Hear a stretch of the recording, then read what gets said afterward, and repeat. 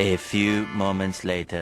अभी अभी हमें एक पार्सल रिसीव हुआ है जिसपे लिखा हुआ है कॉन्फिडेंशियल टॉप सीक्रेट। यहाँ पे कुछ साइन बने हुए हैं कि ये पार्सल बहुत ही फ्रेजाइल पार्सल है। एक बारकोड लगा हुआ है यहाँ पे टू मुफट अनबॉक्सिंग। ओह, ये तो दिखाना ही नहीं है। चलो चलो नीचे उतरो। क्यों? अरे उतरो तो सही। सबसे पहले हम इसके बारकोड को स्कैन कर लेते हैं लेट्स वेरीफाई ऐप से और हम देख लेते हैं कि ये प्रोडक्ट जो पार्सल आया है हमारे पास कितना ऑथेंटिक आया है। तो मेरे पास फोन में है ये लेट्स वेरीफाई ऐप, तो मैं इसको करता हूं स्कैन यहाँ पे और यहाँ पे इसने सक्सेसफुली प्रोडक्ट को रीड कर लिया है। ये जो हमारे पास पैकेज आया है ये वेरीफाइड है। जी ठीक है। अब तो सच बोल दे। चलिए इस पार्सल को ओपन करते हैं और देखते हैं कि इस पार्सल के अंदर क्या आया है हमारे पास। तो जैसा कि आप देख सकते हैं इसके अंदर एक इथोपियन एयरलाइन निकली है बोइंग 737 मैक्स। इसका मतलब है ये जो पार्सल है ये बहुत ही कॉन्फिडेंशियल है और इस पार्सल में इथोपियन एयरलाइन के क्रैश से जुड़े हुए कुछ दस्तावेज जरूर मौजूद होंगे। इसके साथ हमें मिला है एक ट्वीट, तो देखेंगे कि कौन कौन से ट्वीट जुड़े हुए हैं इस क्रैश से। इसमें एक और ट्वीट निकलता है, शायद तक ये ट्वीट डोनाल्ड ट्रंप का है क्योंकि उन्होंने हाल फिलहाल में डोनाल्ड ट्रंप जी ने एक ट्वीट किया है कि जितने भी बोइंग 737 मैक्स 8 विमान है उन सबको ग्राउंड कर दिया है उन्होंने अमेरिका के अंदर। तो शायद तक ये ट्वीट उड़ भी रहा है, आजकल काफी ट्रेंड में है कुछ इस तरीके से।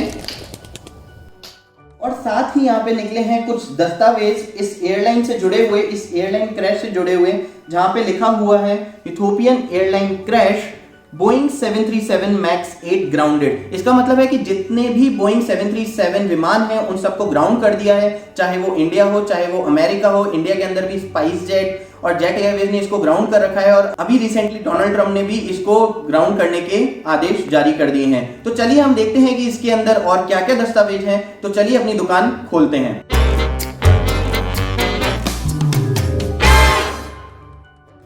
हाल ही में मार्च 10, 2019 को इथोपियन एयरलाइन क्रैश हुआ था जिसमें 157 यात्रियों की जानें चली गई थी। और इसकी जो खास बात थी वो ये था कि ये 6 मिनट के भीतर ही, टेक ऑफ के 6 मिनट के भीतर ही ये क्रैश हो गया था।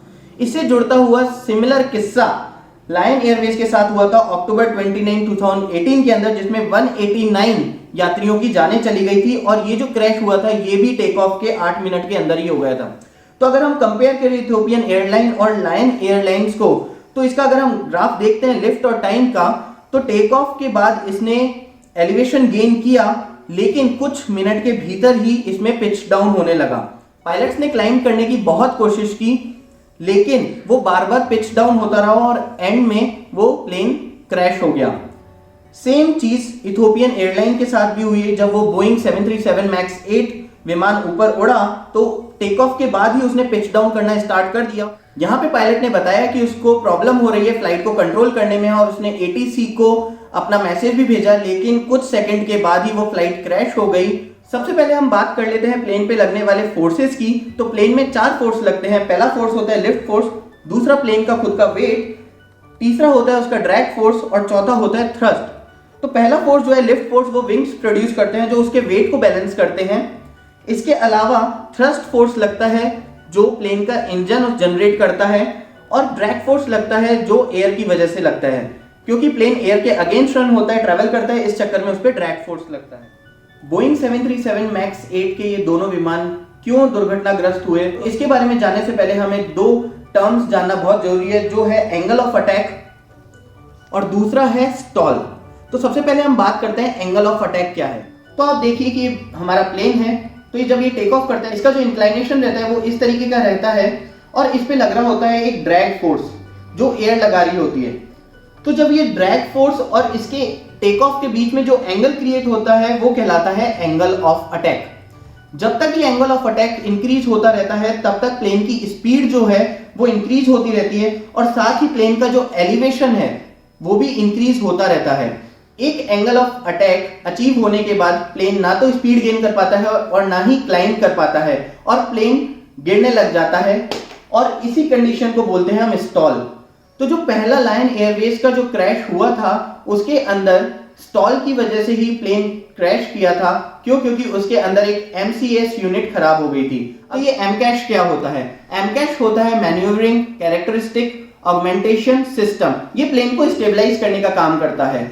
ये बेसिकली क्या करता है कि जब भी प्लेन का एंगल ऑफ अटैक बहुत ज्यादा हो जाता है तो उस सिचुएशन में प्लेन को ऑटोमेटिकली पिच डाउन करने लग जाता है, जिससे जो दुर्घटना हो रही होती है उसको वो प्रिवेंट कर सके।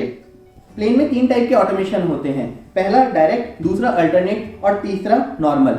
जो डायरेक्ट ऑटोमेशन होता है इसका मतलब है कि जो पायलट होता है वो मैनुअल इंस्ट्रक्शन दे सकता है और वो मैनुअल इंस्ट्रक्शन ही वैलिड होते हैं। ऑल्टरनेटिव ऑटोमेशन के अंदर कुछ सिक्योरिटी की वजह से उसके अंदर ऑटोमेशन होता है, इसके अलावा सारे के सारे मैनुअल इंस्ट्रक्शन को लिया जाता है।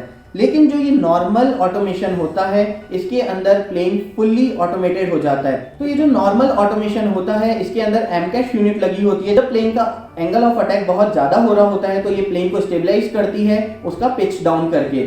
और अगर वो ऑटोमेशन नॉर्मल ऑटोमेशन है तो इसका मतलब है कि अगर प्लेन नीचे जा रहा होगा तो ऑटोमेटिकली उसको अप कर देगी, और जब प्लेन का एंगल ऑफ अटैक बहुत ज्यादा हो जाएगा तो प्लेन को दोबारा उसका लेवल जो है पिच डाउन कर देगी, जिससे प्लेन एक लेवल पे आ जाए। जब ये लायन एयरवेज का प्लेन क्रैश हुआ तो आइसिंग की वजह से MCAS यूनिट जो थी वो खराब हो गई थी और प्लेन ऑटोमेटिकली पिच डाउन कर रहा था। पायलट बहुत कोशिश कर रहा था उसको पिच अप करने की, लेकिन फिर भी उसका पिच डाउन हुआ जा रहा था और एट द एंड वो क्रैश कर गया।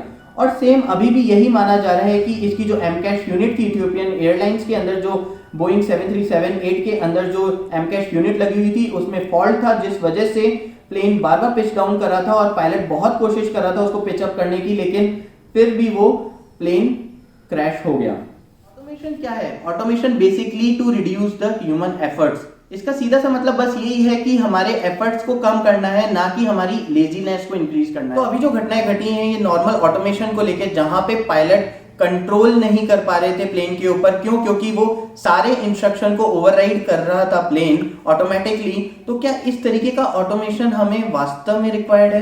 And now, for no reason at all. Lights, camera, action. Automation के चलते उबर ने भी अपने क्वाडकॉप्टर रोबोट्स को, डिलीवरी रोबोट्स को उन्होंने टेस्ट कर लिया, और वो दिन दूर नहीं है कि हमारे सर पे कड़ी चावल गिरते हुए मिलेंगे और हमें पता भी नहीं चलेगा और हम उससे बचने के लिए हेलमेट लगाते घूमेंगे।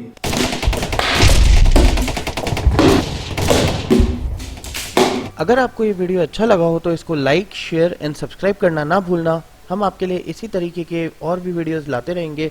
Stay tuned to Move Fort Unboxing.